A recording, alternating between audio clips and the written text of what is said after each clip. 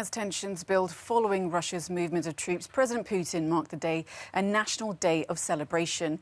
He attended a wreath-laying ceremony on the annual Defender of the Fatherland Day.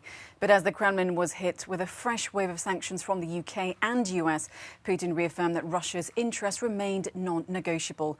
And during a call with Turkey's president, he doubled down on his rhetoric, accusing Ukraine of breaking the Minsk agreements. Nevertheless, despite increasing uncertainty, the Kremlin insists it is still prepared for frank discussions with the West. Our country is always open to a direct and honest dialogue and ready to search for diplomatic solutions to the most complicated issues. But I want to repeat that Russia's interests and the security of our people are an indisputable priority.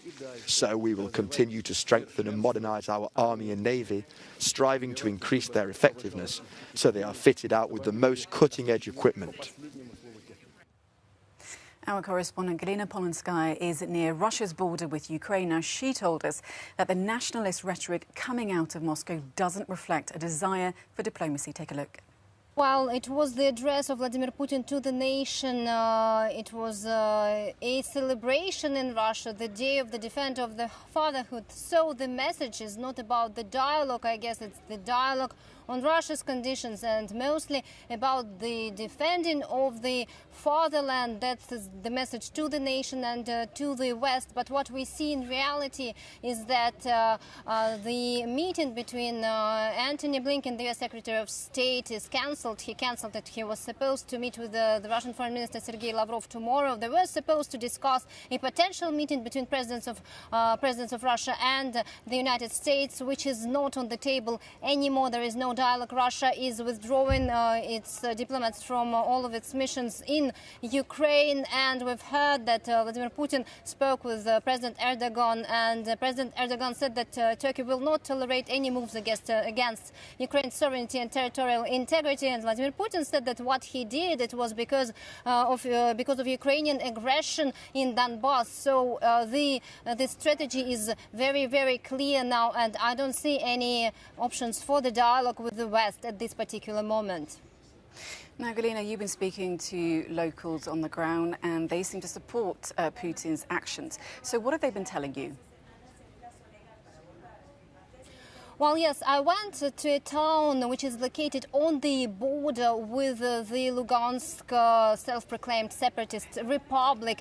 The name of the town is Donetsk, but it's the Russian town. And I spoke with the citizens who helped a lot, those evacuees who were going through the border point. They fed them and they helped them go in and finding a shelter. So I asked all of those people what they thought about the decision of Vladimir Putin to recognize those republics, and I was surprised that no one even doubts this decision. Everyone thinks that it's good. Let's take a listen of some of their answers. We don't know what's going to happen, whether we will stay alive or not.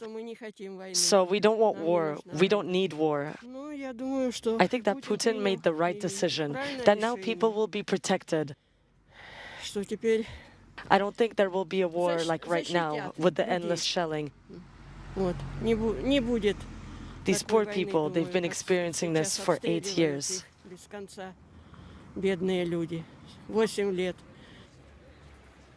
There was a recent poll released by the state post, Russian state post of Tsiom, which says that actually 73% of Russians support the decision of Vladimir Putin, and only 16% said that they don't agree.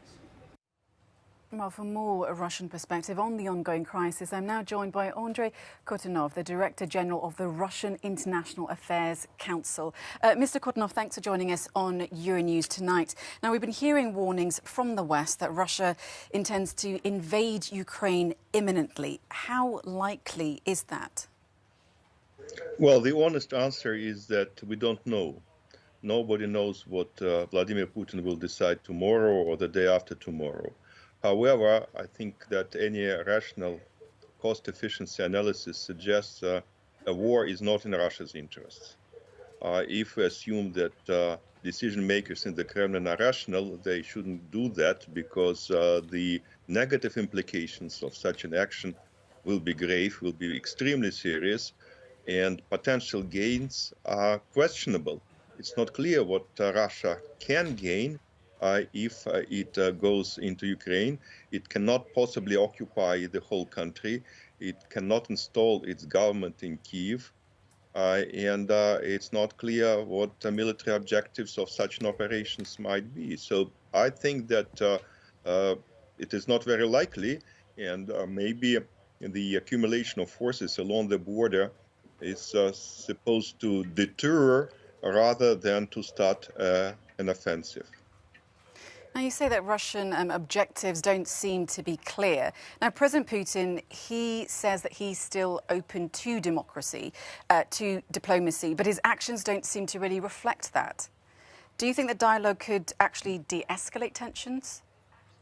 Well, here I would probably disagree with you. I think that it was not the Russian side which cancelled the meeting between Secretary Blinken and Minister Lavrov. It was the United States.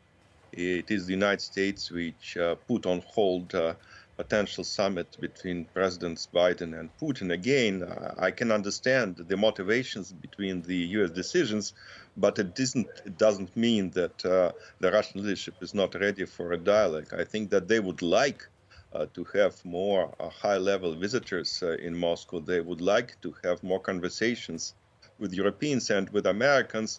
Of course, the question is what is enough to meet the demands of President Putin, and how much the West is supposed to yield to Russia in order to make sure that Russia feels secure and not threatened by the NATO enlargement. It remains an open question.